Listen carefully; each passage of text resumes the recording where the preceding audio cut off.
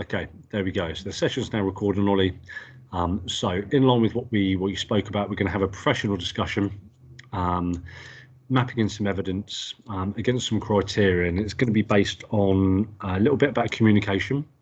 There's going to be a little bit on problem solving, some on managing self and self-awareness, and a little bit on building a high-performance team as well. Okay, have you got any questions before we start, Ollie, at all? No. Okay, mate. Okay, so we're going to start off with a little bit of communication, Ollie. So, could you give me an example of where you've chaired a meeting at all? So that could be with staff, it could be with management, because we're also looking to give an example of when you've presented to management and when you've presented to your team as well. So if you could give me a couple of examples, if possible. Yeah, I'd say before I was a team leader of a group. Yeah. So there was 2 team leaders, and we used to go out. This was in a previous role where we would be canvassing or sort of doing demonstrations, that kind of thing. Okay. So most of the time, every Monday it would have been, before the week started, we'd have to sort of get together. Everybody was there with the senior regional manager plus the team leaders. Okay. And pretty much in the mornings, we'd always start off by just running through sort of what we wanted to do that week, what we were doing, the areas that we were covering. And we pretty much had a list to go around in a circle for the most part. So what I would normally do then is I would put together in my group, I would say I'd split them into 2 different teams. Yeah, okay. And then I would map out a sort of either a route or a section where they would be working on that day. And then it was pretty much, we would go through, technically, we used to have like a canvassing type script. Yeah. So then we would just do a bit of practice before we'd go out, make sure that was kind of tuned in, so that all the canvassers knew what they had to say, and you know, if they had any problems with it, we'd have help. You know, we'd let them go through that, and then it would kind of be like personal goal setting. So okay, excellent. I would, you know, go around, ask everyone, what is your goal for the day? What is your goal for the week? You know, let them respond. Then it would be asking them, you know, what are you willing to do to achieve this goal? Do you think it's achievable? You know, those types of questions, and pretty much go from there, and then take that feedback. If I thought that they needed any help with something, then we used to go off and have little practice sessions. So I would say, you know, go off with one of the other guys or girls in the group. Yeah. You know, go in the other room, or, you know, even in front of people, and then it would be like, you know, a bit of role play, really. So, you know, this is a person that you're going to approach, etc., you know, and then you just do like a role play type situation, and kind of make it a bit difficult then for them to get what they wanted. But obviously, in the end, goal is to overcome those difficulties for the team, really. Okay, excellent. Okay, so that's an example of you chairing a meeting, both with to management and to staff as well. Do you ever, so in this job particularly, Ollie, that you're in now, do you ever do any? Do you have to present to management or your team regarding, you know, what's gone on in the day? Is there any communication as to any form of handover, for example, where you would share information and give feedback? Yeah, there's a shift handover both in the morning and the evening. Yeah. So usually, because I would be the one doing the handover on the evenings, Yeah. you've got we've got kind of a criteria list of, you know, things you have to go through on that. It's sort of, so the main elements would be, is there any post that's kind of come in? Are there any visitors that we are not, you know, not building tenants that have come in that we need to know about? The other one would be sort of keys. What keys are present at the reception at that time? If there are keys that need to be logged back in, at what time? Then there'd be, you know, possibly a time where those keys need to go back to the key log. Okay, excellent. And the last one would be the doors. So it's how many doors we have open and which door is open and which ones are locked. Okay, so all of this would be communicated in terms of information, what people need to get done. Yeah. You mentioned there's effectively a task list or a schedule. Yeah. So okay, so how is that how give me an insight into how that might be time managed effectively, Ollie? Well, we would basically put them in a list of prioritization. Okay. So whichever ones are the most important, you would prioritize them first. Okay. If it's, you know, the most important, you would say over the handover. Like if there was something out of which wasn't in the ordinary, you know, it might be the fact that there's a courier coming to collect a parcel for this particular law firm and it needs to be here at a certain time. So, okay, you know, you would say that box is in this place, that needs to be gone out first. So, you know, once it hits, say, 7 o'clock, you need to be aware that that's there and someone's coming to pick that up. And if that person hasn't come, then, you know, it's then their responsibility to make sure that the person taking over from them knows that that's there, and, you know, that's the important thing that needs to be done before any of the other things, really. Okay, and is that done face to face? Yeah, or is that done in a written report?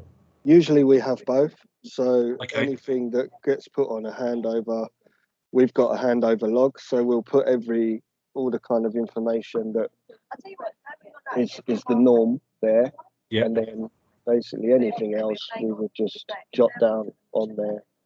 Okay, so there's as sort of extra notes, and then you relay that face to face so that they're aware that needs to be done. Okay, so you're using different feedback mechanisms, different forms of communication. Yeah. Okay, excellent. Okay, you've mentioned a little bit earlier how you kind of set tasks and almost like KPIs for your team that used to go out. Was there any examples, Ollie, of how you've given constructive feedback to people within your job role, and why you think constructive feedback's important? Yeah, I'd say we used to do a lot of kind of personal development sessions. Okay. So sometimes that would be maybe just reading something, or sometimes it'd be listening to an audio tape or something like that. And you know, when you'd go out, say once a week, I would shadow someone that thought they were struggling or something like that. So you know, it would be the case that maybe I would go out and do a few and they would watch me. Yeah. And then, you know, I'd leave them to it and I'd shadow them, watch them, and then try and pick up sort of where they're going wrong, where they're going right. In that particular role, it was quite like something that I picked up on, and so did my other colleague. That was the script that was written for this particular company. Yeah. It was an Australian company. So the wording of it was very kind of Australian in accent and the way that things were said. Okay, so they were using a slightly different language to. Yeah. It's not. you know, obviously they're still speaking in English, but it was unnatural for, Yeah. I would say, a British person to be speaking in that kind of sense. So Okay. we kind of picked up on that, and then we was like, maybe if we just change this and this and this, it's easier for everyone to be able to relay that, and it to be flowing more naturally rather than feel like it's forced, and just like obviously Okay. they're reading from a script. So that was something that we had to take to the regional manager and say, look, is it okay for us to change this? Because they were quite firm on it at first, where they did, you Okay. know, that was what it was, and apparently because that was what worked there, it should work everywhere. But you know, obviously that's not the case. So Okay. that was kind of something that we picked up on, or you know, and I picked up on when watching other people do it, and I found them struggling. So it was kind of, we just found a Okay. solution for them to fix so that they could naturally progress. Okay. Excellent. So through coaching, both as a team and individuals, you kind of used coaching and kind of observations to identify that there was a problem, and you've shown adaptability regarding the need for change. Hmm. So would you say you were that was quite a positive step, Ollie, regarding changing that up for the needs of the business? Yeah, I think it definitely helped, and it helped Yeah. a lot of the, you know, new kind of workforce that would come on, and Yeah. it was easier for them to kind of learn and understand what was happening straight away, rather than it taking them a lot of practice to get something right. Okay. Excellent. So yeah, I think that was a lot. You know, there was a lot of progress after that. Okay. That was I very, know another example that we discussed a little bit earlier in the session, Ollie, was where you've shown kind of accountability and going through tough periods, particularly during COVID the last couple of years, where you might have come in to shift one day and you might have discovered that you're relatively short-staffed. So you've had to be quite creative almost with business solutions to meet the needs of the business still. mhm. Um, can you give me an example, Ollie, of when that might have happened and how you managed it? Um, well, for like you said, throughout COVID, we was down, man. Especially us in the reception and front of house sense, where Yeah. the actual reception team was not in, so they were all furloughed. Okay. So we kind of had to adapt to not only do our normal day roles, but also learn to do their roles whilst they were away, Yeah. and obviously kind of get around the fact that we was running down also. So it was, you know, just demonstrating some kind of resilience, and Okay. you know, all kind of coming together to find a solution for the needs of the business Excellent. at that time. Excellent. Um, yeah, so it was a lot of prioritizing tasks then, and you know, as there would only be maybe two of us or sometimes three of us here at a time, it was, Yeah. you know, to cover everything, who's going to take their break at what time, who's going to, you know, we just had to change things a little bit, so it Okay. kind of ran smoothly. So you also very much time managed everything during that situation as well. Yes.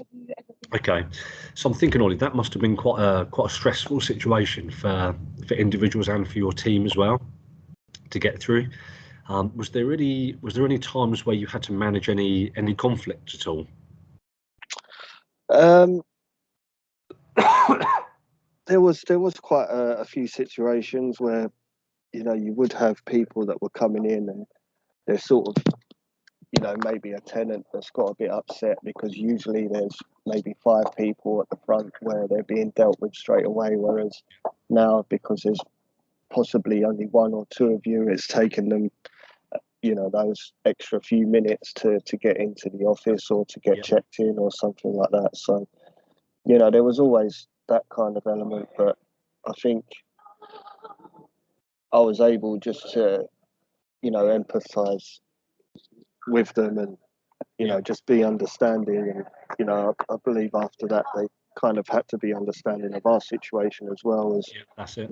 it's not only them that's trying to overcome some problems, it's also us, because, we're running probably 4 or 5 people down also. Yeah. Maybe I think 6 at the time. That's so, it. You've explained the situation. Okay. Yeah.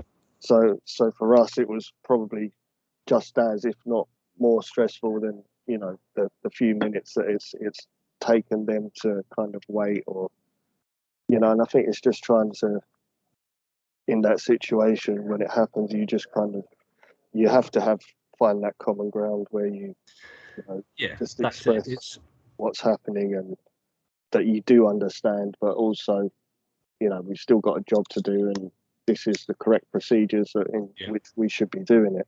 Yeah. So I guess it's a good example of how you might apply a little bit of evaluation towards how emotional intelligence might get used within the workplace, Ollie, as well. So you're observing how you might be reacting to people, how other people might be reacting to situations. You might look at your workplace environment and just evaluate how you're kind of reacting to, in this instance, stressful situations.